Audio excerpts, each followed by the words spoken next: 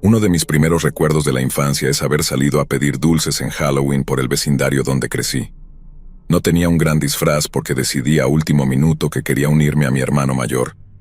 Me aterraba la idea de ver a todos esos pequeños monstruos caminando por las calles. Pero ese miedo se desvaneció poco a poco, superado por la promesa de una gran cantidad de caramelos de Halloween. Mi mamá usó algo de maquillaje de monstruo que había sobrado para pintarme la cara como un esqueleto, y luego me puso una bolsa de basura rasgada a modo de disfraz, como si fuera algún tipo de monstruo de la basura. Seguro me veía bastante ridículo comparado con algunos de los otros niños, que llevaban disfraces de Batman y Superman, pero eso no me importaba mucho. Todo lo que me interesaba era conseguir mi parte justa de dulces, y vaya que había muchos. Mi hermano tenía 13 años en ese entonces, así que aceptó acompañar a su hermanito de 9 años por el vecindario junto con sus amigos de la escuela secundaria. No podía creer que alguna vez hubiera tenido tanto miedo de todo eso, porque en realidad estar ahí afuera, tocando puertas y mostrando nuestros disfraces, fue una de las experiencias más divertidas que había tenido en toda mi corta vida. La gente nos daba una cantidad enorme de caramelos, y no solo caramelos, nos daban todo tipo de cosas. En una casa en la que tocamos, creo que era la del dentista del pueblo, nos dieron cepillos de dientes. Todos pusimos caras de decepción, pero luego se rieron y nos dieron caramelos de verdad. En otro lugar nos dieron pequeños cómics de Charlie Brown. Pero en un momento un hombre me dijo que abriera mi bolsa de caramelos y dejó caer algo pequeño y blanco en ella antes de alejarse. No me di cuenta en ese momento, pero pronto iba a descubrir que Halloween era como Navidad, solo que más espeluznante. Para cuando mi hermano y yo llegamos a casa, creo que rápidamente se había convertido en mi festividad favorita. Lo siguiente que recuerdo es que mi mamá nos pidió que vaciáramos nuestras bolsas de caramelos en cada extremo de la mesa de la cocina. Su plan era quedarse con tal vez 3/4 de lo que habíamos conseguido, y guardarlo en algún lugar seguro, para que no nos comiéramos todo de una sola vez y termináramos con un coma diabético. Pero poco después de que vacié mi bolsa en la mesa, mi mamá se acercó para dividir el botín, y tras echarle un vistazo a mi montón de dulces, inmediatamente comenzó a alterarse. No dejaba de señalar un artículo en particular y preguntarme: «Cariño, ¿dónde conseguiste esto? ¿Quién te dio esto?». Cuando le dije que no sabía, comenzó a gritarme que lo pensara mejor, que tenía que recordar quién había puesto eso en mi bolsa. Recuerdo que me puse nervioso y comencé a llorar, y lloré aún más cuando mi mamá levantó el teléfono y le dijo a la operadora que la conectara con la policía porque, en sus palabras, esto es una emergencia. Hace unos 30 años, cuando mi mamá tenía más o menos mi edad, todos los niños del pueblo donde crecimos salían a pedir dulces en Halloween. Una niña salió con sus amigos, pero no solo volvió a casa con una bolsa llena de caramelos, sino que también trajo consigo una pequeña muñeca blanca hecha con trapos cocidos. La mamá de la niña no le dio mayor importancia y dejó que su hija se quedara con la muñeca, pero unos días después ocurrió un incidente en un parque público. La mamá de la niña la llevó al parque, a un lugar que tenía un arenero y un gimnasio de juegos. Mientras sus hijos jugaban con los otros niños, la madre empezó a conversar con otra mamá. Todo parecía normal, pero mientras hablaban vieron que un hombre estaba apoyado en la cerca que rodeaba el gimnasio de juegos. La señora pensó que debía ser uno de los padres, tal vez un abuelo, solo vigilando a sus hijos o nietos mientras jugaban. Pero entonces, la mamá vio cómo el hombre llamó la atención de su hija y la hizo acercarse a la cerca.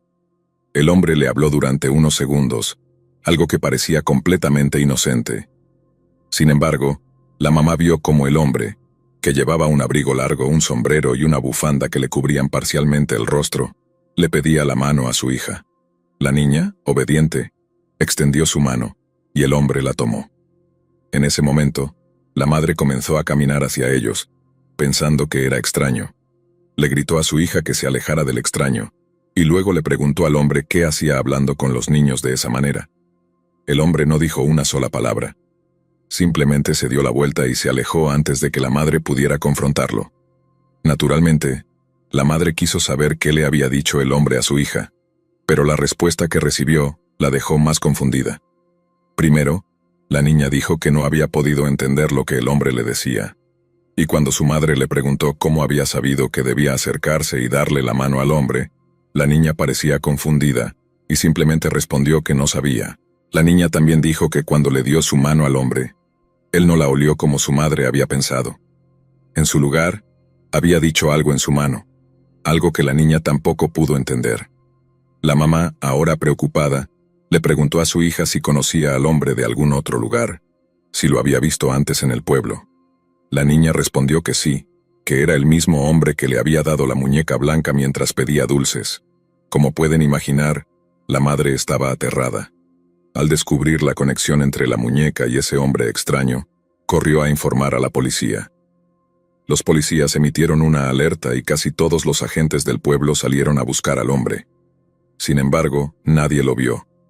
Dado que en nuestro pueblo todos se conocían y nadie reconoció al tipo, la conclusión fue que probablemente era un vagabundo que se había marchado en cuanto notó el alboroto. Pasaron 48 horas sin que nadie viera al hombre nuevamente. Los policías y los vecinos comenzaron a relajarse, convencidos de que el extraño se había ido. Pero en solo unos días, se dieron cuenta de cuán equivocados estaban.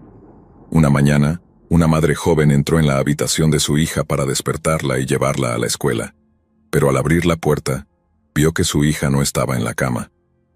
La madre buscó por toda la casa, hasta que al darse cuenta de que su hija no aparecía, avisó a su esposo. Él llamó a la policía de inmediato y en menos de 24 horas casi todos los policías del estado estaban buscando a la niña desaparecida. Mientras un ejército de policías y voluntarios rastreaban los campos y bosques alrededor del pueblo, un equipo de detectives de la policía estatal realizó una búsqueda exhaustiva en la habitación de la niña, buscando alguna pista. Adivinen qué encontraron escondido en la funda de su almohada. Una pequeña muñeca blanca hecha de trapos viejos. La policía convocó a una rueda de prensa y pidió que cualquier padre cuyo hijo tuviera una de esas muñecas se presentara. Solo un par de padres lo hizo. Dicen que su hija también había recibido una muñeca blanca durante Halloween. Y esa niña resultó ser la mejor amiga de mi madre. Apuesto que pensaban que iba a decir que la niña era mi madre, ¿verdad? No los culpo. Yo también lo pensé la primera vez que escuché esta historia de mi mamá. Aún así, ella quedó medio traumatizada por todo el asunto. No solo porque su amiga y sus padres casi sufrieron un colapso nervioso del miedo, sino también porque terminaron mudándose del pueblo. La niña ya no podía sentirse segura allí. Mi madre dijo que ella y todos en la escuela estaban convencidos de que el hombre volvería en medio de la noche para secuestrarla, tal como lo había hecho con la niña desaparecida. Y esa niña, por cierto, nunca fue encontrada. Nunca apareció un cuerpo ni se encontraron restos. No hubo avistamientos creíbles de ella en ningún lugar, a pesar de las súplicas públicas. Ni siquiera encontraron prendas de ropa o alguna otra pista. Era como si la niña simplemente se hubiera desvanecido de la faz de la tierra. Esto alimentó la teoría que circulaba entre los niños de la localidad, que el secuestrador era una especie de hombre del saco que apuntaba a los niños que recibían muñecas blancas en Halloween, para luego comérselos vivos en las noches posteriores. Obviamente, eso no fue lo que pasó. Pero tampoco era algo que los adultos pudieran contarles a los niños, por lo que simplemente decían que la niña estaba perdida, y que todos esperaban que algún día volviera sana y salva. Pero en realidad, nadie lo creía. Lo que más aterra es que una muerte rápida habría sido una de las opciones más misericordiosas, considerando las circunstancias de un hombre adulto secuestrando a una niña de su cama en plena noche. No hubo signos de lucha. Las muñecas estaban diseñadas para ganarse la confianza de los niños, para que cuando llegara el momento, se fueran sin protestar. Y así fue. La niña se fue en silencio, porque, como dije, no se encontró rastro de ella ni de su secuestrador. La niña fue declarada legalmente muerta justo cuando yo me gradué de la universidad. El pueblo siguió adelante, pero nadie lo olvidó, especialmente aquellos que estuvieron más cerca de la tragedia. Eso explica por qué mi madre se asustó tanto cuando vació mi bolsa de caramelos en la mesa y vio una pequeña muñeca blanca cosida con trapos viejos entre los envoltorios de chocolate y los caramelos. Como pueden imaginar, ella también llamó rápidamente al 911. Después de que la policía se llevó la muñeca, todo el pueblo prácticamente entró en estado de alerta, mientras buscaban a la persona que podría haberla colocado en mi bolsa. Ningún niño podía ir a ninguna parte solo durante días. Cuando la conmoción disminuyó, La policía dijo que probablemente se trataba de una broma de mal gusto, una especie de imitador que solo quería asustar a la gente. Creyeron que era un adolescente que había escuchado la historia de las muñecas blancas y de la niña que desapareció poco después. No pensaron que el imitador tuviera la intención de secuestrar a ningún niño. Yo no fui el único que recibió una muñeca esa noche, pero con la cantidad de policías en las calles después del 1 de noviembre, es probable que esa presencia fue lo que disuadió al imitador de continuar con su plan. No escuché toda la historia hasta muchos años después, y aunque mi papá siempre pensó que todo era una tontería, solo niños haciendo bromas pesadas, el evento afectó profundamente a mi madre. Creo que le trajo de vuelta todos esos malos recuerdos de su infancia. También creo que probablemente fue solo una broma, una forma de asustar a la gente, porque, después de todo, nadie intentó secuestrar a los niños que recibieron las muñecas, ni siquiera años después. Pero a veces me pregunto qué tan broma fue realmente. Si el pueblo no hubiera tomado en serio las muñecas, o si mi mamá no hubiera visto la que estaba en mi bolsa de caramelos, ¿habrían sucedido las cosas como lo hicieron? ¿O algún otro niño habría desaparecido en medio de la noche, llevado por el hombre que hizo las muñecas blancas?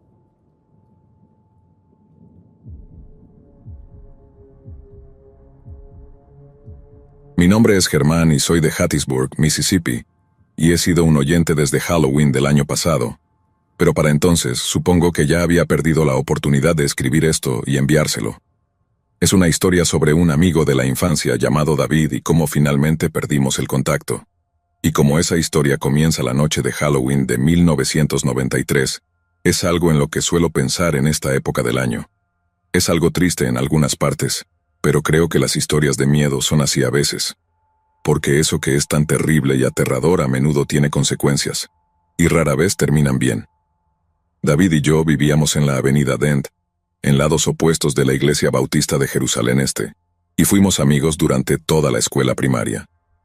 Luego, cuando pasamos a la escuela secundaria, formamos un grupo sólido de 4 amigos, que éramos yo, David, un chico llamado Thomas que vivía en la calle Frederick y Leonel, cuyos padres tenían el restaurante de mariscos en la calle East Hardy. Éramos prácticamente inseparables tanto en la escuela como en casa, pero especialmente los sábados por la noche, y eso incluye la noche del 30 de octubre de 1993. Planeábamos ir a pedir dulces la noche siguiente, pero, como cada sábado, caminamos por las casas de los otros hasta que el grupo estuvo completo. Por lo general, simplemente caminábamos por el vecindario hasta que encontrábamos algún lugar donde pasar el rato, que solía ser el campo de béisbol de la avenida Rebecca o algunos terrenos baldíos cerca de Alcorn, pero esa noche, como era la noche antes de Halloween, teníamos algo un poco diferente en mente. Estábamos hablando de cuáles lugares en Hattiesburg creíamos que estaban embrujados. Estaba el lugar de Vernon D., sin relación con Jeffrey, que fue asesinado por el Ku Klux Klan en los 60 por ser activista de derechos civiles. Su casa ya no está, solo queda un terreno vacío, pero mucha gente decía que sentía una presencia extraña en el lugar, y otros incluso escuchaban sonidos raros. Pero como la casa de Vernon estaba al menos a unos 8 o 9 kilómetros y medio fuera del pueblo, no íbamos a caminar hasta allá un sábado por la noche. También estaba el viejo patio de trenes, que supuestamente estaba embrujado. Y el antiguo cementerio de Hattiesburg también era una elección obvia para asegurarse de pasar miedo. Pero en algún momento alguien mencionó la vieja casa abandonada al final de la avenida Elizabeth. La antigua casa de estilo plantación de 2 pisos con su porche envolvente, columnas altas y grandes ventanas con postigos, había estado abandonada desde que tenía memoria.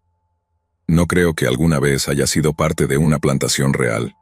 Creo que simplemente su dueño quería que se viera lo más majestuosa posible.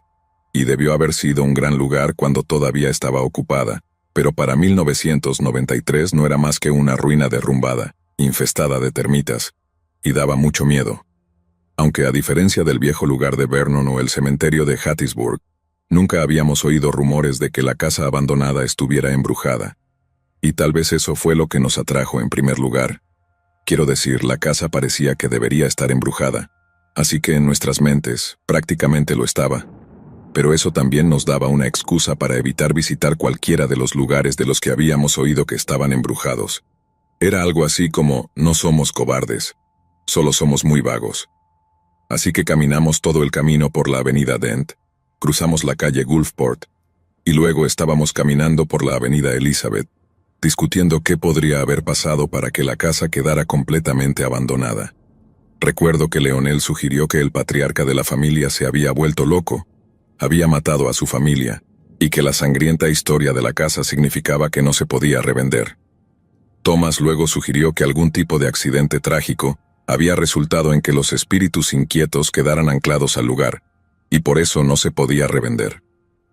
Discutimos otras teorías, pero la realidad era que ninguno de nosotros realmente sabía por qué esa vieja casa en la avenida Elizabeth estaba abandonada. Todo lo que sabíamos era que las probabilidades de encontrarnos con actividad espectral ahí tenían que ser más bajas que en el patio de trenes o el cementerio, y que lo más probable es que no pasara nada malo por pasar el rato ahí. Pero no podríamos haber estado más equivocados. En el camino por la calle, habíamos estado llenos de esa valentía infantil, como dicen. Pero una vez que llegamos al final de la avenida Elizabeth, y vimos que la vieja casa estaba ahí delante de nosotros, ninguno de nosotros se sintió tan aventurero. Hablamos sobre explorarla, encontrar fantasmas o tal vez incluso algún tesoro enterrado o algún tipo de oscuro secreto familiar. Pero una vez que estuvimos frente a ella, nadie quiso entrar. Recuerdo haber pensado que la vieja casa de plantación no se veía tan espeluznante a la luz del día, y que aunque sabía en mi interior que no había nada ahí más que polvo y telarañas, no podía obligarme a entrar. Todos nos quedamos ahí, murmurando entre nosotros sobre lo peligrosa que parecía, y de repente Leonel me retó a entrar. Recuerdo haber dicho algo como, ¿solo? ¿Ni de broma, estás loco? ¿Crees que voy a entrar ahí solo? Leonel luego retó a Thomas a entrar, y él dijo prácticamente lo mismo. Pero cuando retó a David a entrar, aunque fuera solo por un minuto, David respondió, ¿y qué me vas a dar si lo hago? Leonel pensó un momento, pero David claramente ya tenía algo en mente. Dijo que entraría, subiría a un dormitorio o bajaría al sótano y traería algo de vuelta para probar que había estado ahí. Y a cambio quería al menos la mitad de los dulces que Leonel recogiera la noche siguiente en Halloween.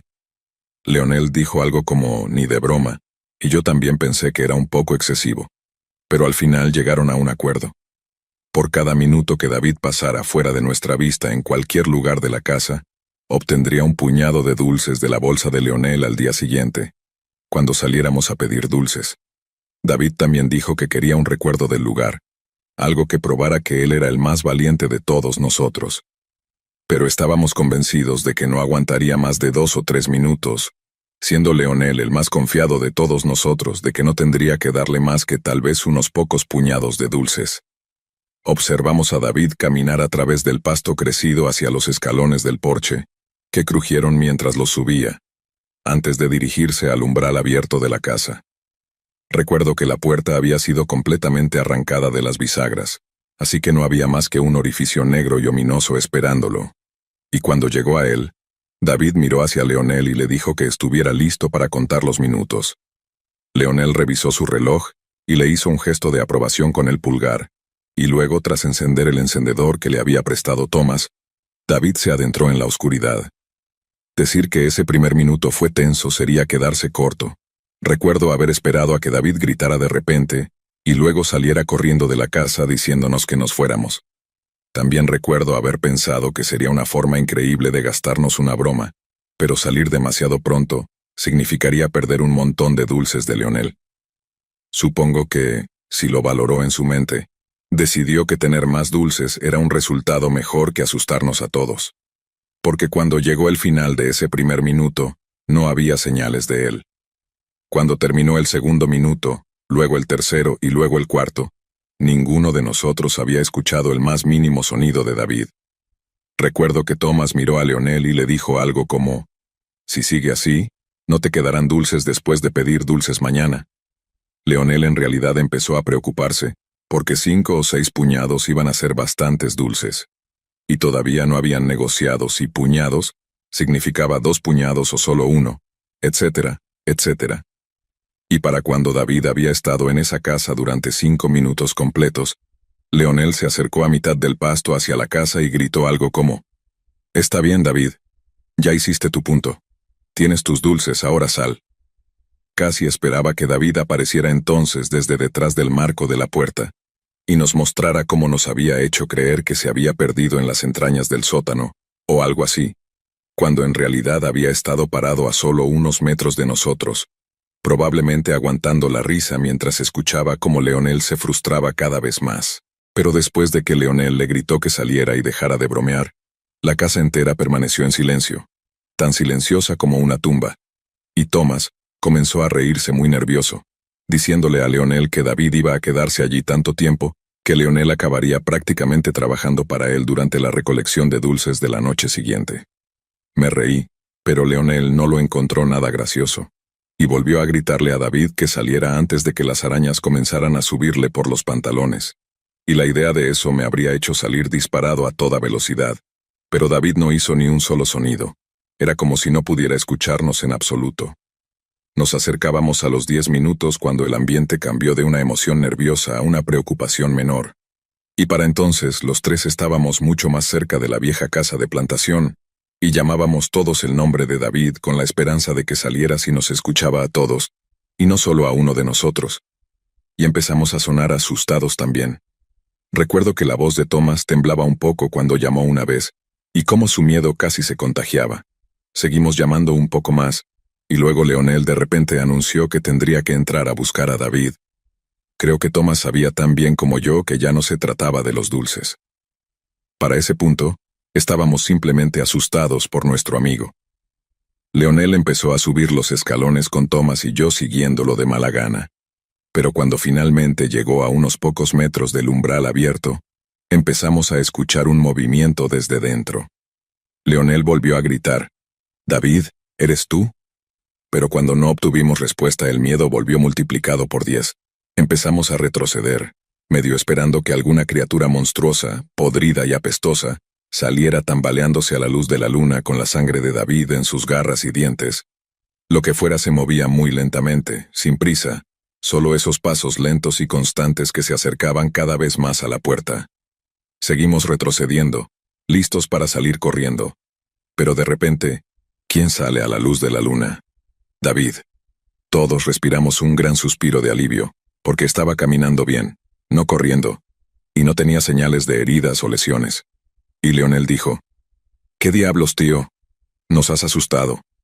Estaba esperando a que David estallara en carcajadas antes de llamarnos a todos un montón de cobardes.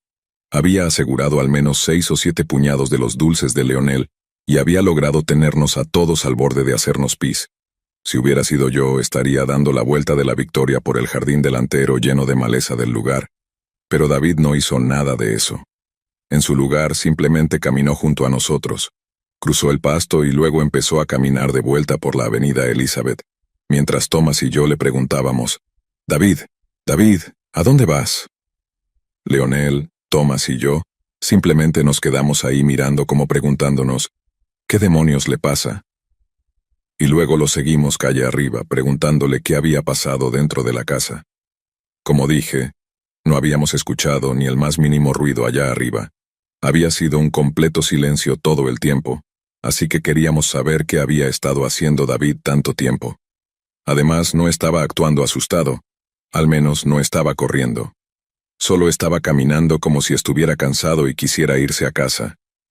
Thomas y yo corrimos alrededor de él porque no respondía a una palabra de lo que decíamos y dijimos, «Hola David, ¿qué está pasando? ¿Qué pasó allá adentro?». Fue solo entonces cuando vi que David tenía lágrimas en los ojos. Tanto Thomas como yo decíamos, «Amigo, ¿qué diablos? ¿Qué te pasa?». Y entonces Thomas intentó detenerlo físicamente, pero recuerdo cómo David, en lugar de detenerse, pasó de estar tranquilo a violentamente furioso cuando empujó a Thomas y le gritó, «Aléjate de mí». Gritó tan fuerte que su voz se quebró, como que comenzó como un rugido y terminó en una especie de chillido. Estábamos tan sorprendidos que nos detuvimos en seco, y lo dejamos caminar por un segundo antes de seguirlo nuevamente. Nadie sabía qué decir al principio. Fue algo aterrador verlo perder el control de esa manera en primer lugar. Pero mientras seguíamos a David por la avenida, empezamos a llamarlo de nuevo. Le pedimos que se detuviera, que nos hablara, y luego que al menos bajara un poco el ritmo. Pero nuevamente nos ignoró por completo, hasta que fue el turno de Leonel de adelantarse y tratar de bloquearle el camino. David intentó evitar a Leonel rodeándolo sin decir una palabra, pero entonces Leonel se plantó frente a él de nuevo. David empezó a lanzar golpes. Leonel se echó hacia atrás tan fuerte para evitar los puñetazos que cayó de culo, y luego Thomas y yo corrimos tratando de separarlos, y David empezó a lanzarnos golpes a nosotros también. Empezó a gritar: «No me toquen, aléjense de mí». Nuevamente su voz se quebraba como si estuviera reprimiendo las lágrimas, y en todo el tiempo que lo conocía, nunca había visto a David actuar de esa manera. Parecía loco, sus ojos estaban desorbitados, su cara roja, y estaba serio en su intento de lastimarnos si nos acercábamos demasiado. Se movió tan rápido hacia Leonel, que éste cayó al suelo. Si Thomas y yo no lo hubiéramos bloqueado cuando lo hicimos, probablemente habríamos terminado peleando con él. No queríamos nada más que nos contara lo que había sucedido en esa casa. Pero si no quería contarnos, no habría manera de hacerlo hablar. Supongo que no tuvimos otra opción más que dejarlo ir. Quiero decir, no tenía otro lugar a donde ir más que a su casa. Así que después de que Leonel se puso de pie, dejamos que David caminara un rato antes de que se desviara en dirección a su casa y desapareciera de nuestra vista. Thomas, Leonel y yo luego caminamos de vuelta hacia nuestras casas, porque no quería seguir a David en la dirección que él iba, en caso de que me viera y decidiera pegarme. Supongo que estaba bastante alterado por haberlo visto así en primer lugar. Así que caminé con Thomas y Leonel un rato mientras intentábamos averiguar qué había pasado en esa vieja casa de plantación. Thomas estaba convencido de que David había visto algún tipo de fantasma o espíritu, porque para él nada más explicaba por qué estaba tan asustado. Pero Leonel no se lo creyó. Él pensaba que David había visto algo lo suficientemente espeluznante como para hacerlo reaccionar de esa manera, pero no podía haber sido un fantasma, porque, como él decía, los fantasmas no existen. Creía que podría haber sido un cadáver, una vieja mancha de sangre o incluso una jaula del tamaño de un hombre en el sótano. Algo lo suficientemente aterrador como para asustarlo, pero no tanto como para que David hubiera visto un fantasma y luego saliera caminando de la casa sin decirnos nada. Lo había perturbado muy profundamente, pero supongo que no lo había visto como una amenaza. Parece ridículo todos estos años después, pero en ningún momento se nos ocurrió volver a la casa y echar un vistazo nosotros mismos. ¿Sabes? Para que pudiéramos saber por nosotros mismos lo que David había visto. Pero solo éramos niños, hombre, niños asustados, y todo lo que queríamos era volver a casa y esperar que David nos contara lo que había sucedido la noche siguiente, cuando fuéramos a pedir dulces. Al día siguiente recuerdo que llamé a la casa de David para ver si podía hablar con él. Su mamá contestó el teléfono y al principio sonaba perfectamente bien, pero cuando le pregunté si podía hablar con David, dijo que se sentía mal y no podía hablar. Le pregunté si estaba bien, y ella dijo que sí, pero que estaba arriba durmiendo la siesta después de quejarse de sentirse mal. Recuerdo haberme quedado callado unos momentos, tanto que la mamá de David me preguntó si todavía estaba ahí. Solo entonces reuní el valor suficiente para preguntarle si había actuado raro cuando volvió a casa la noche anterior. Fue su turno de quedarse callada, justo el tiempo suficiente para que yo supiera que su respuesta no era tan natural como quería que sonara, y luego me dijo que no, que David había estado perfectamente bien. Solo se había despertado esa mañana sintiéndose un poco mal. No estaba mintiendo, pero tampoco estaba diciendo la verdad. Lo estaba encubriendo, comprensiblemente. Era su mamá, pero ¿por qué? Antes de colgar, la mamá de David dijo que no tenía razón para creer que no iba a salir a pedir dulces con nosotros, y que lo haría llamarme cuando se despertara de su siesta. Esperé y esperé, pero no recibí ninguna llamada de David, así que decidí llamarlo por segunda vez. Y fue entonces cuando me dijeron que todavía se sentía mal, y que no saldría a pedir dulces con nosotros. Estaba devastado, pero no tanto porque no fuera a salir con nosotros, sino más porque sabía que lo que sea que había pasado, todavía lo estaba afectando de una manera lo suficientemente profunda, como para que rechazara la oportunidad de agarrar todos los dulces que pudiera cargar. Pedir dulces era algo enorme para todos nosotros, así que David se lo perdiera era un gran asunto, y Leonel y Thomas también lo sabían. Fue casi imposible disfrutar pidiendo dulces esa noche, tanto así que terminamos yendo a la casa de David para darle una parte de nuestros dulces. Estábamos desesperados por verlo, desesperados por asegurarnos de que al menos estuviera más o menos bien. Pero cuando llegamos a su puerta, Su mamá nos dijo que estaba demasiado enfermo para recibir visitas, y se mantuvo enfermo. Lo pongo entre comillas, durante aproximadamente una semana antes de que finalmente tuviera la oportunidad de hablar con él por teléfono. Recuerdo haberle preguntado solo una vez si quería hablar sobre lo que había pasado en esa casa, y me respondió, palabra por palabra, que si alguna vez le volvía a preguntar sobre eso, dejaría de ser mi amigo. Así que no volví a mencionarlo. Resistí la tentación durante todo el tiempo que lo conocí, pero David nunca volvió a ser el mismo niño. Entró en esa casa siendo una persona, y salió siendo otra completamente diferente. Y por más que lo intentamos, ninguno de nosotros pudo entender por qué. Leonel, Thomas y yo estábamos demasiado asustados para volver a la casa en la avenida Elizabeth, por miedo a que lo mismo que le había pasado a David, nos sucediera a nosotros. David también les dijo a los dos lo mismo que me dijo a mí, que no quería hablar del tema bajo ninguna circunstancia, ni siquiera bajo pena de excomunión. Así que ellos también se mordieron la lengua y evitaron el tema. Pero esa no fue el final de la historia. No creemos que fuera una coincidencia que la vieja casa de plantación en la avenida Elizabeth fuera demolida apenas 6 meses después de que David entró en ella. Y esa fue la vez que más cerca estuve de romper mi promesa de no preguntarle qué había visto allí. Porque el día de la demolición realmente fue la última oportunidad de ver por nosotros mismos lo que había dentro. Pero, de nuevo, no había manera de que yo entrara solo en ese lugar, ni siquiera a plena luz del día. Quizás debía haberle preguntado, pero no quería perder a un amigo tan antiguo como David, aunque ya no fuera el mismo chico que yo había conocido. La familia de David se quedó en Hattiesburg alrededor de un año más, lo suficiente como para que él terminara el 8º grado. Un día nos dijo que se mudaba. David se fue a Jacksonville, aparentemente porque su mamá quería estar más cerca de sus padres en su vejez. Intentamos mantener el contacto con él, pero siempre parecía que a nosotros nos importaba mucho más seguir con la amistad que a él. Le preguntábamos por teléfono si alguna vez pensaba volver a visitarnos, y siempre decía, no sé, tendré que ver qué dice mi mamá. Nunca parecía muy entusiasta al respecto, y con el tiempo Thomas, Leonel y yo entendimos la indirecta. Antes de darnos cuenta, perdimos el contacto por completo. Muchos años después, encontré una cuenta de Facebook que creía que era la suya, pero no tenía foto en el perfil, así que no había manera de estar seguro. Le envié una solicitud de amistad, pero nunca fue aceptada. Supongo que David no usaba mucho esa cuenta. Esperaba que algún día la aceptara, tal vez que consiguiera mi número de alguien y me llamara. Pero hace unos 10 años recibimos una mala noticia. David había muerto por una sobredosis de drogas. Heroína, dijeron. Ni siquiera había cumplido 40 años.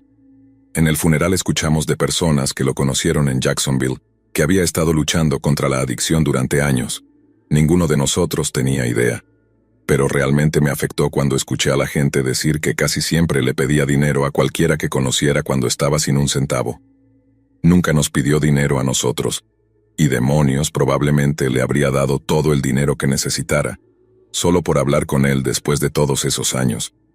Pero nunca nos pidió ayuda, ni siquiera en su peor desesperación. Nunca regresó a Hattiesburg, y creo que eso tuvo todo que ver con lo que vio en esa casa en la avenida Elizabeth la noche antes de Halloween, tantos años atrás. En el funeral, terminé obteniendo el número de teléfono del antiguo patrocinador de Narcóticos Anónimos de David. Era el tipo que probablemente mejor lo conocía en Jacksonville, ya que pasó mucho tiempo con él en los últimos años antes de su muerte.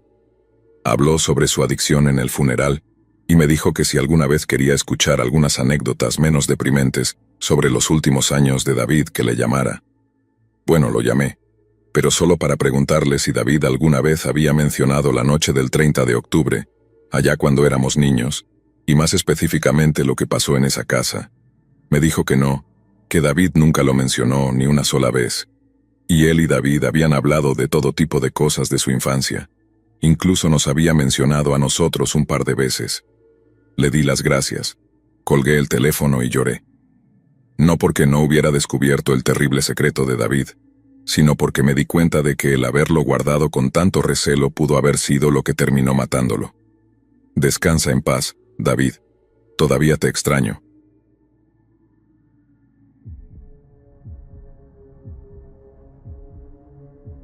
Amigos, la noche de Halloween del 9 de 1977, los padres de Nema Louise Carter, de 19 meses, la acostaron en su cuna y le dieron un beso de buenas noches. Los Carter vivían en Lawton, Oklahoma, una ciudad de alrededor de 90,000 habitantes que sirve como la sede del condado de Comanche. Lawton se desarrolló en tierras que antiguamente fueron reservas de los pueblos Caddo, Comanche y Apache. Fue incorporada en 1901 y fue nombrada en honor al mayor general Henry Ware Lawton, quien sirvió en la Guerra Civil, donde ganó la Medalla de Honor antes de ser asesinado en acción durante la Guerra Filipino-Estadounidense. El paisaje de Lawton es típico de las grandes llanuras, con una topografía plana y colinas suavemente onduladas, mientras que el área al norte de la ciudad está marcada por las montañas Wichita. Aunque la economía de Lawton todavía depende en gran medida de Fort Sill, ha crecido para abarcar educación superior, atención médica, comercio minorista y manufactura, sector en el cual trabajaba el padre de Nema, George Carter. Después de acostar a su pequeña hija a dormir, los Carter se retiraron a su propia habitación para descansar. Pero al despertarse la mañana siguiente, descubrieron que habían salido de sus sueños y entrado en la peor pesadilla de cualquier padre. La cuna de la pequeña Nema estaba vacía, y ella no se encontraba por ningún lado. Tras contactar a la policía, los oficiales fueron enviados a la casa de los Carter, donde tomaron declaraciones y realizaron una búsqueda.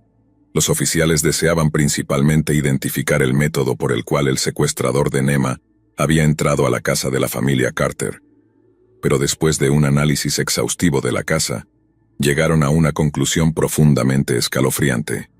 Dado que las ventanas del dormitorio de Nema aparentemente habían permanecido cerradas con llave durante la noche de su secuestro, y se había descartado la posibilidad de una entrada forzada, los oficiales se enfrentaron a una posibilidad aterradora. El secuestrador de Nema habría entrado subrepticiamente a la casa durante las horas del día, antes de esconderse en el armario de su habitación hasta que sus padres se durmieran. Solo entonces habría podido llevarse a la pequeña Nema fuera de la casa sin alertar a sus adorados padres. El secuestro de Nema conmocionó a toda la comunidad local, con la policía alentando a los miembros del público a estar atentos a cualquier signo de actividad sospechosa. Nadie podía comprender por qué alguien querría secuestrar a una niña de 19 meses, pero parecía inconcebible que las intenciones del sospechoso fueran asesinas. Todos los esfuerzos de búsqueda que siguieron dependieron de la posibilidad de que la pequeña Nema aún estuviera viva y que alguien la estuviera reteniendo con la intención de transportarla fuera del estado. Pero la realidad era mucho más aterradora. Alrededor de un mes después del secuestro de Nema, un grupo de escolares estaba explorando una casa abandonada a unas 4 cuadras de donde vivía la familia Carter. La casa había sido gravemente vandalizada. Su interior era un caos de vidrios rotos y grafiti rústico. Pero quienes alguna vez fueron dueños de la casa, habían dejado la mayoría de sus muebles. A medida que los niños exploraban la casa, su curiosidad los llevó a abrir armarios, alacenas y gabinetes con la esperanza de encontrar algún tesoro perdido hace tiempo. Pero hasta que llegaron a la cocina deteriorada de la casa, sus hallazgos habían sido basura y no tesoros. De repente, uno de los niños se fijó en el refrigerador y se preguntó en voz alta si habría comida dentro. Con una mórbida curiosidad, los amigos del niño lo alentaron a abrir la puerta del electrodoméstico. El niño hizo lo que le pedían, se acercó al refrigerador y luego abrió la puerta. Pero en lugar de ser recibido por la vista de verduras podridas y carne infestada de gusanos, lo que los niños vieron ese día los perseguiría por el resto de sus vidas. En uno de los estantes de vidrio desnudo del refrigerador yacía el cuerpo asfixiado y en descomposición de la pequeña Nema Carter. Lawton siempre había sido un lugar algo rudo y duro, y no era ajeno al crimen menor, y a veces, violento. Pero el secuestro de niños en medio de la noche era inaudito, o al menos casi inaudito. Solo el año anterior, el 8 de abril de 1976, las hermanas gemelas Mary y Tina Carpenter fueron secuestradas a plena luz del día mientras veían televisión en la casa de su abuela. Según el informe, un amigo de las gemelas Carpenter abrió la puerta de la sala antes de convencer a las 2 niñas para que salieran. Las 2 pequeñas, de 3 años, lo siguieron, pero pronto se encontraron con Jacqueline M. Rubido, de 16 años, quien comenzó a arrastrar a las niñas por la calle. En llamadas a la policía, los testigos afirmaron que las gemelas Carpenter lloraban e intentaban liberarse del agarre de Rubido. Instaron a la policía a darse prisa, pero cuando los oficiales llegaron al lugar, Rubido y sus dos víctimas ya no estaban. Varios años después, en una entrevista con la policía local, Tina Carpenter, de 10 años, dijo: «Nos llevó a una casa, era blanca, cerca de las vías del tren. Había muebles rotos adentro. Cuando llegamos, nos llevó al refrigerador y nos dijo que nos metiéramos. Dijo que su tía vendría a sacarnos y nos llevaría por helado más tarde». Las gemelas Carpenter hicieron lo que se les pidió, demasiado aterrorizadas de Rubido para arriesgarse a desobedecerla. Pero una vez adentro, Rubido simplemente cerró la puerta de golpe y salió corriendo. 2 días después, un grupo de niños jugaba en una casa desierta cuando escucharon débiles gemidos provenientes de un refrigerador sucio. Una niña de 11 años llamada Kathy Ford y otro niño del vecindario valientemente abrieron la puerta del refrigerador, y Tina Carpenter cayó exhausta, aterrorizada, pero viva. Milagrosamente, Tina había sobrevivido respirando a través de un pequeño agujero en el refrigerador. Su hermana gemela, por otro lado, no fue tan afortunada, y murió como resultado de una prolongada asfixia. Cuando la policía interrogó a Kathy Ford, ella afirmó haber preguntado de inmediato a la exhausta Tina: «¿Quién te encerró en el refrigerador?». La respuesta de Tina fue casi instantánea, usando el apodo de la joven de 16 años cuando afirmó: «Jackie Boo». Jacqueline Rubido, quien también era la niñera de Kathy Ford debido a su amistad con la tía de esta, se convirtió instantáneamente en el objetivo de una investigación policial. Sin embargo, bajo la suposición de que una niña de 3 años sería un testigo poco confiable, y dada la falta de pruebas físicas, las autoridades desesperaban por obtener una confesión directa. Sin ella, la investigación se estancó rápidamente. Al final, la policía no tuvo más remedio que liberar a Jackie Rubido sin cargos, pero la noticia fue recibida con aprensión e inquietud por parte de la comunidad local. La gente estaba asustada, realmente asustada, recordó Ray Anderson, investigador de la oficina del fiscal del condado de Comanche. Se preguntaban a sí mismos: ¿cómo pudo pasar esto? ¿Por qué alguien apuntaría a una niña tan joven e inocente? Las personas salieron a comprar armas, nuevas cerraduras para sus puertas, colocaron rejas en las ventanas de los cuartos de sus hijos. Podías sentir lo asustados que estaban.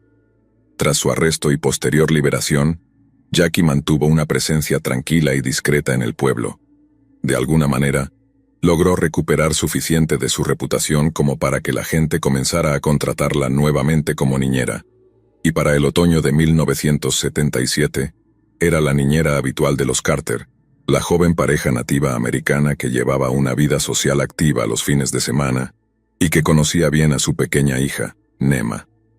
Jackie también era su primera opción como niñera. Durante ese periodo, un intruso levantó a Nema de su cuna con las ventanas cerradas. Se deslizó por el pasillo de la pequeña casa en Lawton, pasó junto a sus padres dormidos y salió por la puerta principal. «Recuerdo esa mañana como si fuera ayer», recordó George, el padre de Nema. Era una de esas mañanas frescas y claras de Oklahoma, un día que de otro modo habría disfrutado inmensamente. En cambio, él y su esposa estaban condenados a soportar la peor pesadilla de todos los padres jóvenes. Alguien había secuestrado a su bebé. George luego dijo que su corazón latía tan rápido que pensó que estaba teniendo un ataque al corazón, y que en su pánico, su esposa Rose comenzó a buscar frenéticamente en los lugares más irracionales. Corrió entre los armarios de la cocina, los armarios de la casa y la caseta del perro familiar. Incluso revisó debajo de la casa y en el campo detrás de la cerca del patio trasero, pero la pequeña Nema no estaba por ningún lado. Durante las primeras fases de la investigación, y dado el alto porcentaje de participación de los padres en los casos de niños desaparecidos, los detectives no tuvieron más remedio que considerar a George y Rose, los propios padres de Nema, como sospechosos preliminares. «Naturalmente los llamamos para interrogarlos», recordó Cecil Davidson, un detective retirado de la policía de Lawton que trabajó en el caso. Aceptaron someterse a pruebas de detector de mentiras, y ambos las pasaron con éxito. Una vez que los padres fueron descartados como sospechosos, casi todos cayeron bajo el manto de la sospecha, incluidas las niñeras del vecindario, Joyce Smith y Jacqueline Rubido. Es increíble que nos haya tomado tanto tiempo darnos cuenta, recordó Davidson. Pero finalmente alguien recordó que Jackie Rubido había sido implicada en un crimen casi idéntico no hacía ni un año. Y después de eso, todas las miradas se centraron en ella. Cuando el detective Davidson finalmente confrontó a Rubido respecto al secuestro y asesinato de Nema Carter, su respuesta fue, por decirlo menos, fría. Rubido afirmó que estaba jugando bingo la noche en que Nema desapareció, y al principio su coartada parecía sólida. Pero a medida que Davidson continuaba interrogándola, comenzó a dudar de la inocencia de Rubido. Era muy callada, recordó Davidson. Nunca te miraba a los ojos, su mirada siempre estaba en otro lado o mirando al suelo. Siempre estaba a punto de decirte algo crítico, y luego se echaba para atrás, como si tuviera miedo de incriminarse. A la luz de esto, el detective Davidson sigue casi convencido de la culpabilidad de Rubido, pero lamenta la falta de cierre en el caso. Nunca pudimos hacer que confesara, dijo más tarde. La parte frustrante fue que no teníamos pruebas físicas, ni huellas dactilares, ni huellas de pisadas, ni cabellos, ni sangre. Nada. Lo único que creo que realmente teníamos era esa respuesta extraña que obtuve de ella sobre el bingo. Estaba muy enojada por el hecho de que todos los demás pudieron jugar al bingo mientras ella se quedaba atrapada cuidando niños, explicó Davidson. Y hasta el día de hoy estoy convencido de que Jackie Rubido asesinó a Nema, pero el fiscal nunca sintió que tuviéramos lo suficiente para procesarla. El detective Davidson puede estar inquebrantable en su creencia, pero no todos están convencidos de que Jackie Rubido secuestró y asesinó a la pequeña Nema Carter, incluido su propio padre, George. 2 meses antes del secuestro de Nema, los Carter encontraron a su perro envenenado. Unos días después regresaron a casa y descubrieron que había sido destrozada por vándalos. Me cuesta creer que todos esos eventos fueran meras coincidencias, dijo George. La Jackie Rubido que conocíamos, no, simplemente no cuadra. Nunca sentí eso de ella. Siempre que Jackie venía, Nema corría hacia ella y le daba un gran abrazo. Sin embargo, hace varios años, George vio una entrevista en un periódico en la que Jackie decía que había estado drogada en esa época de su vida.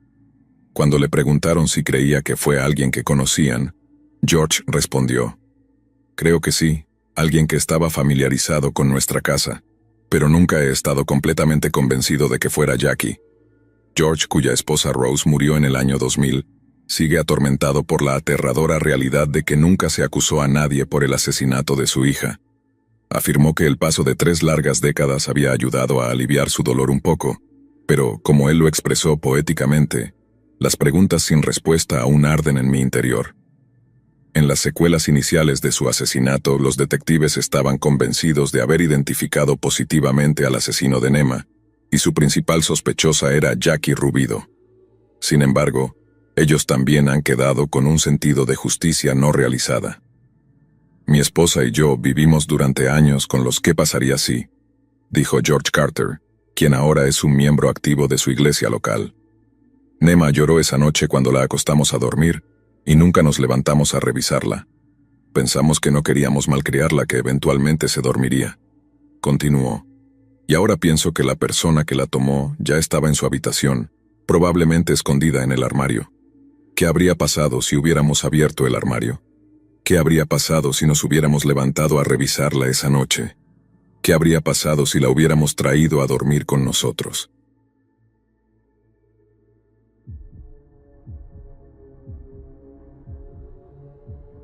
Recuerdo esa noche de Halloween como si fuera ayer, aunque al mismo tiempo hay partes de ese recuerdo que he intentado bloquear. A veces, cuando cierro los ojos, revivo los momentos más oscuros, esos que me arrancaron el alma por dentro. Todo empezó de manera inocente, como cualquier otra fiesta de Halloween. Mis amigos y yo con nuestros disfraces, risas y bromas, listos para una noche de diversión.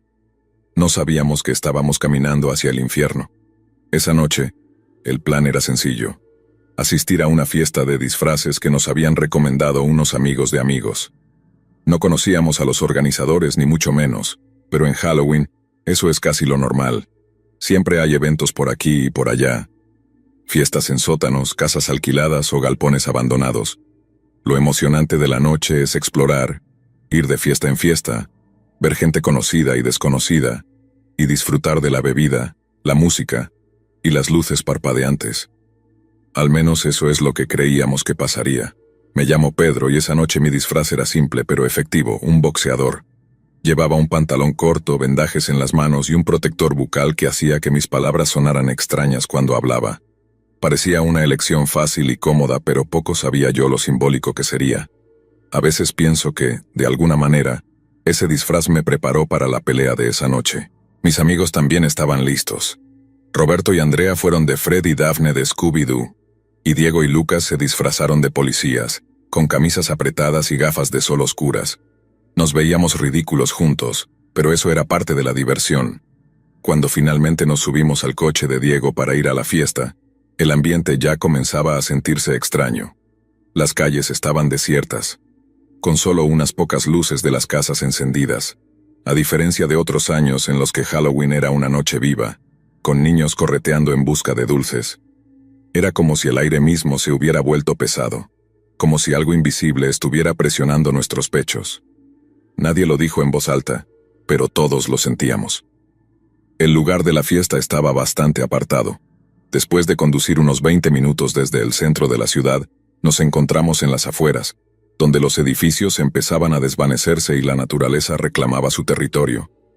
La fiesta era en un galpón viejo, a unos 10 minutos a pie desde la carretera principal. Ya desde el coche podíamos ver las luces parpadeantes y escuchar el eco distante de la música que llegaba a nosotros, filtrándose entre los árboles. «Esto parece algo sacado de una película de terror», dijo Andrea mirando por la ventana con una sonrisa nerviosa. «Justo por eso vinimos», respondió Roberto apretando su mano para tranquilizarla. «Relájate, va a ser divertido». Yo por mi parte no estaba tan seguro. Algo en el lugar me ponía nervioso. No era solo la oscuridad ni el hecho de que estuviéramos lejos de cualquier señal de civilización.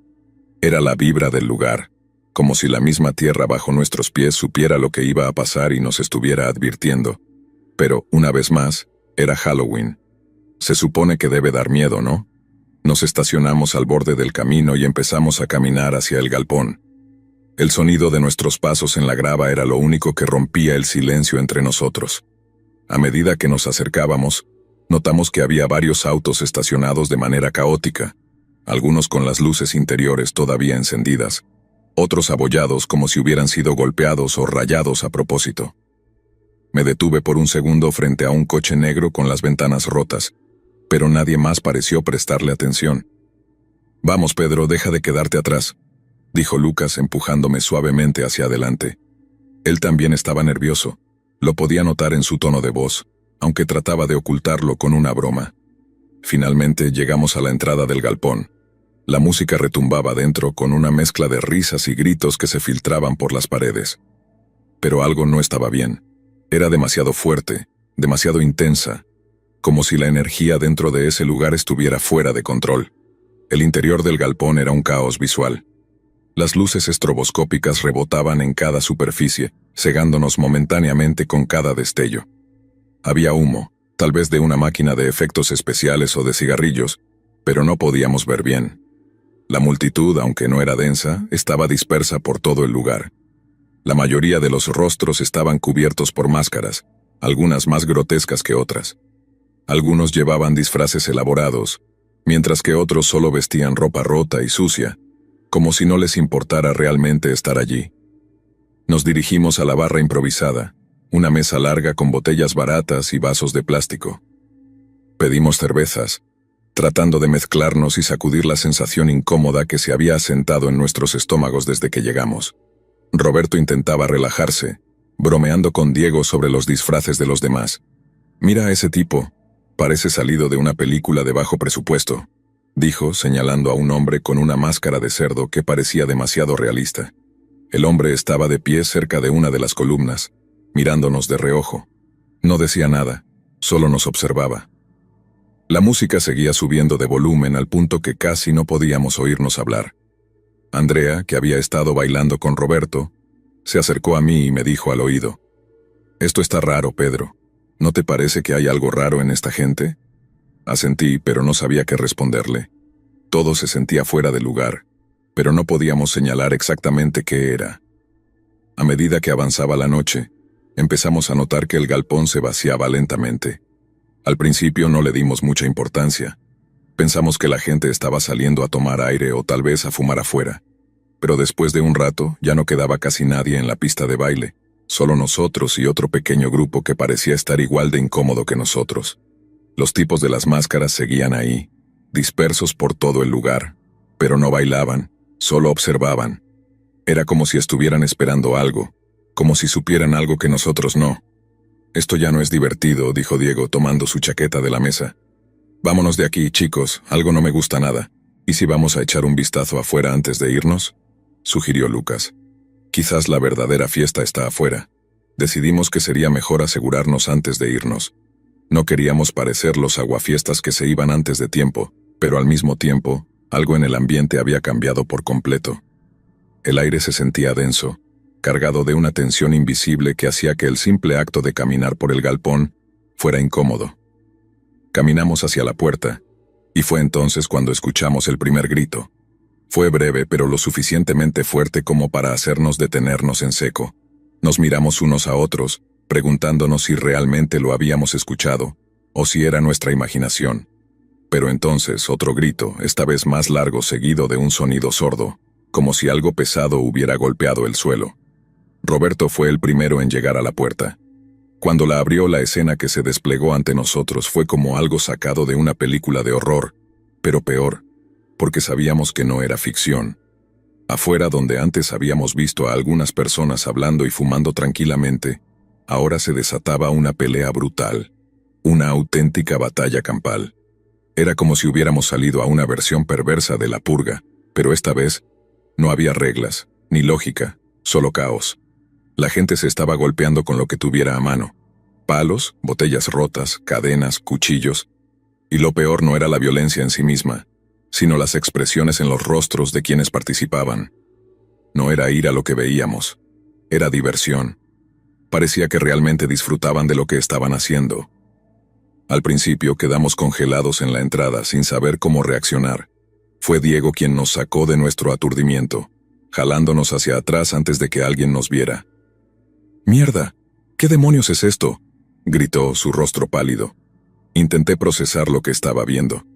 Gente peleando ensangrentada, algunos ya tirados en el suelo sin moverse, mientras otros seguían pateándolos como si no fueran más que objetos. Y luego vi a ese tipo de la máscara de cerdo. Sostenía algo en alto como si fuera un trofeo. No fue hasta que mis ojos se enfocaron que entendí lo que era. Una cabeza. Una maldita cabeza humana, con el cabello todavía goteando sangre. El tipo la levantaba como si fuera un premio, mientras la multitud a su alrededor gritaba y vitoreaba. El horror que sentí en ese momento no se puede describir con palabras. El tipo de la máscara de cerdo, levantando esa cabeza como si fuera un trofeo, mientras todos gritaban y reían a su alrededor, me dejó paralizado. Mi cuerpo no respondía. Mi mente se negaba a aceptar lo que estaba viendo. Era irreal, como si todo fuera parte de una pesadilla de la que no podía despertar. Pero lo era. Era real, demasiado real. Los gritos de la multitud afuera resonaban en mis oídos, mientras que dentro de mí sentía que todo mi ser gritaba en silencio. Mis amigos también estaban en shock. Roberto, quien usualmente era el más despreocupado de todos, apenas podía articular palabra. Andrea estaba temblando, aferrada al brazo de Roberto como si su vida dependiera de ello. Diego, el más racional del grupo, había tomado la iniciativa de alejarnos de la puerta, pero incluso él estaba completamente fuera de sí. «Tenemos que irnos», exclamó, pero nadie podía moverse. La tensión en el aire era asfixiante. Fue Lucas quien, de alguna manera, logró sacarnos de ese estado de parálisis. «Mierda, Pedro, mueve el culo, nos van a ver», gritó empujándome hacia un rincón oscuro del galpón. Poco a poco, todos nos fuimos moviendo hacia atrás, tratando de ser lo más silenciosos posible. Nos escondimos detrás de unas cajas apiladas en una esquina. La luz era tenue, y desde nuestro escondite apenas podíamos ver el caos afuera. Pero los sonidos, esos malditos sonidos, no se detenían. Eran gritos, risas desquiciadas y golpes que resonaban con un eco espeluznante. Era como si el aire mismo estuviera saturado de violencia. «¿Qué demonios está pasando ahí afuera?», preguntó Andrea en un susurro, su voz temblorosa. Nadie tenía una respuesta. Habíamos venido a una fiesta de Halloween esperando diversión, disfraces tontos y tal vez un poco de miedo controlado, pero lo que estábamos viviendo era un infierno real. La pregunta que rondaba en mi cabeza era, ¿cómo había empezado todo esto? ¿Por qué una fiesta aparentemente normal se había transformado en un baño de sangre? Poco a poco me atreví a echar un vistazo de nuevo hacia afuera. Lo que vi solo empeoró las cosas. No solo seguían peleando, sino que algunos de ellos habían comenzado a usar los cuerpos de los que ya habían muerto. Uno de los tipos, disfrazado de payaso, arrastraba el cadáver de una persona por el suelo como si fuera un saco de arena, y lo levantaba con orgullo antes de tirarlo hacia la multitud. A lo lejos pude ver cómo otros empezaban a decorar lo que antes era un lugar de fiesta con los cuerpos, como si fueran decoraciones de Halloween. Uno de ellos incluso colocó el cuerpo sobre una mesa y lo rodearon, gritando y riendo mientras lo desmembraban. Estaba a punto de apartar la mirada cuando algo me detuvo. Fue solo un instante, pero vi a uno de ellos, un hombre alto con un disfraz de espantapájaros mirándonos directamente. Sentí el pánico subir por mi pecho. Nos había visto. Estaba seguro de ello. Su mirada se quedó fija en nuestra dirección por lo que parecieron ser minutos eternos. No movía ni un músculo. Solo nos observaba desde la distancia con una especie de sonrisa torcida. «Nos han visto», susurré, el miedo apoderándose de mí. «¿Qué?», preguntó Diego acercándose a mí, tratando de mirar por donde yo lo hacía. «¡Nos han visto!», repetí esta vez con más urgencia. Diego se asomó y al hacerlo vio al tipo del espantapájaros comenzando a caminar lentamente hacia nosotros. «Mierda, vámonos», susurró con desesperación. Teníamos que movernos rápido. Sabíamos que no podíamos correr hacia la salida principal, pues nos toparíamos de frente con esa orgía de violencia que se desarrollaba afuera. No teníamos muchas opciones, pero la adrenalina nos impulsaba. Sin decir una palabra, nos escabullimos de nuestro escondite y comenzamos a buscar otra forma de salir. No había muchas puertas en el galpón, pero recordé haber visto una pequeña salida de emergencia al final de uno de los pasillos cuando llegamos. No sabíamos si estaría bloqueada o si nos llevaría a un lugar seguro, pero en ese momento era nuestra única esperanza. Nos movimos lo más rápido que pudimos, cuidando no hacer ruido. Mi corazón latía tan fuerte que sentía que podían escucharlo desde cualquier parte del galpón. A medida que avanzábamos, los sonidos del caos afuera parecían intensificarse. Los gritos eran más salvajes y las risas más estridentes. En algún momento, escuchamos el ruido de una botella romperse, y luego el inconfundible sonido de carne siendo golpeada. Me sentí mareado, pero no había tiempo para detenerse. Cuando finalmente llegamos a la puerta de emergencia, Diego la empujó con todas sus fuerzas, pero no se movió. El pánico volvió a apoderarse de nosotros. «Está cerrada», gritó Roberto golpeando la puerta con el puño. «No puede ser, tiene que haber otra forma», dijo Andrea desesperada. Pero no había otra forma. Estábamos atrapados. Intentamos forzar la puerta empujándola y tirando de ella, pero no cedía. Mientras luchábamos por abrirla, los ruidos afuera parecían acercarse más y más. Ya no había ninguna duda, sabían que estábamos allí. «Vamos, joder», gritó Diego dándole una patada a la puerta. Y entonces, justo cuando todo parecía perdido, escuchamos un clic. La puerta finalmente se abrió, y sin pensarlo dos veces, salimos corriendo hacia la oscuridad. Afuera la noche estaba en su punto más oscuro. No había luces, no había luna. Solo el campo abierto que rodeaba el galpón, con hierba alta que llegaba hasta nuestras rodillas. Corrimos como si nuestra vida dependiera de ello, porque en ese momento realmente lo hacía. No miramos atrás, no queríamos saber si alguien nos seguía. Solo corrimos, saltando sobre los baches y tropezando con las piedras en el camino. No sabía cuánto tiempo habíamos corrido, pero eventualmente nos detuvimos para tomar aliento. Nos escondimos detrás de unos árboles, tratando de calmarnos y escuchar. El silencio era absoluto. No había ni un solo sonido, ni siquiera el canto de los grillos o el susurro del viento. Solo estábamos nosotros, jadeando en la oscuridad, preguntándonos si habíamos logrado escapar. «¿Qué demonios fue eso?», preguntó Andrea, su voz apenas audible. Nadie respondió. No había palabras para explicar lo que acabábamos de vivir. No era una simple pelea. Era algo mucho más oscuro, más retorcido. Era como si esas personas se hubieran transformado en monstruos, disfrutando de la violencia de una manera que nunca habíamos imaginado posible. Pasamos el resto de la noche escondidos entre los árboles, demasiado asustados para movernos. Ninguno de nosotros podía hablar. Cada vez que uno de nosotros intentaba decir algo, era como si las palabras se quedaran atrapadas en la garganta. Estábamos en estado de shock, simplemente esperando que el amanecer llegara y nos ofreciera algún tipo de consuelo. Cuando finalmente salió el sol, fue como si el mundo volviera a la vida. Los primeros rayos de luz nos dieron el valor suficiente para levantarnos y salir de nuestro escondite. Caminamos en silencio, sin atrevernos a mirar hacia atrás. Eventualmente, encontramos una carretera.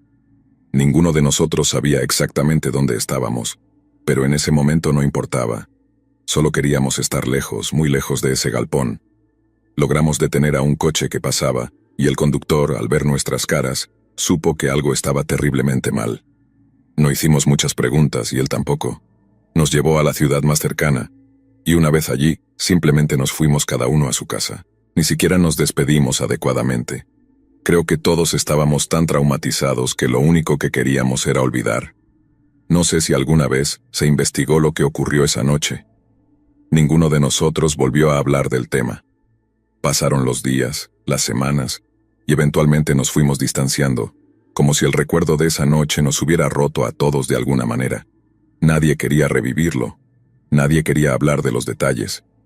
A veces, cuando cierro los ojos por la noche, puedo escuchar los gritos de nuevo, y veo al tipo de la máscara de cerdo sosteniendo esa cabeza como un trofeo.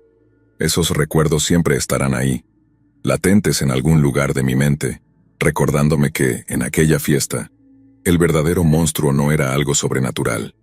El verdadero monstruo estaba dentro de cada una de esas personas, y eso es lo que lo hacía aún más perturbador.